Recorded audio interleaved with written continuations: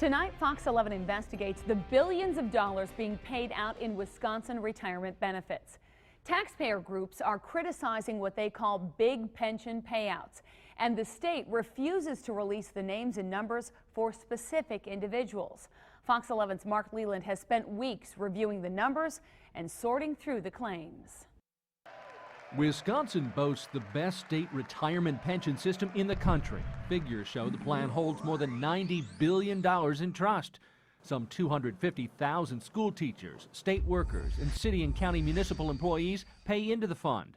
Their employers, with taxpayer dollars, contribute too. Overall, 60% of the contributions last year.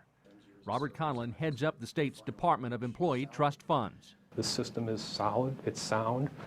And then there is no need to make major changes to it. The state trust fund paid out roughly $4 billion to pension recipients last year. That's what we do know. What we don't know is the individual names of the pension recipients and just how much each of them received. The state won't give us the pension names and pension amounts. They're hiding that from the taxpayers. Jim Tobin heads up the watchdog group Taxpayers United of America, calling for more transparent government in states across the country. He says he's standing up on behalf of the taxpayers. And we suspect that may be because the pensions being paid out to retirees are huge amounts. Taxpayers United of America routinely posts projected pension payouts for the highest paid public employees on its website and elsewhere. The latest release targets taxpayer-funded employees in Brown County. One name that caught our attention was Green Bay School Superintendent Michelle Langenfeld. She tops the area's school district employees, earning $190,000 a year. With access only to her salary, Taxpayers United of America calculated her retirement pension at $159,000 a year. Assuming Langenfeld received that payout for 21 years of retirement, the group shows Langenfeld's total payout of more than $3 million. Such figures, Tobin says, would put an extra toll on state taxpayers. You're saying at some point in the future we're going to go bankrupt and we're not going to be able to fund these things? No, we can't keep funding this unless taxpayers want to work into their 80s or 90s. But questioning the numbers, we found the Taxpayers United of America figures for Langenfeld way off. TUA's calculation assumes she worked in Wisconsin for 41 years when in reality it's been less than 3. She's not even vested yet, and if she were to retire at the end of this school year, based on salary and actual years of employment, we calculate she would receive just $7,000 a year in Wisconsin retirement benefits.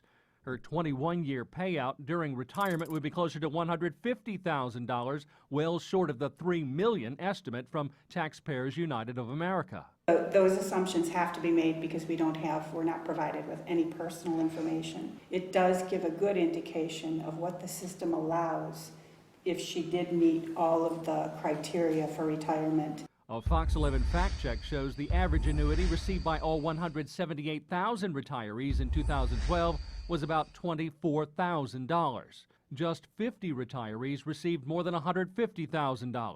Secretary Conlon says if something doesn't add up, it's TUA's agenda. I think some of those groups have more of an interest in stirring up perhaps some discord between the public and public employees. But if state pension amounts for individual workers were made public, there would be no confusion. Wisconsin, however, is one of 17 states across the country to keep that information private. That's what Taxpayers United of America is really trying to change. And in the era of government openness, I raised the issue with Conlon. When it comes to pensions, that's a different story. We don't know the figures. Why not? Well, the simplest reason is there's a law that says that personal information in our files, the pension administration files, are confidential. Conlon says the money in the retirement fund belongs to the retirees and, like anyone's investment portfolio, should not be open to public inspection.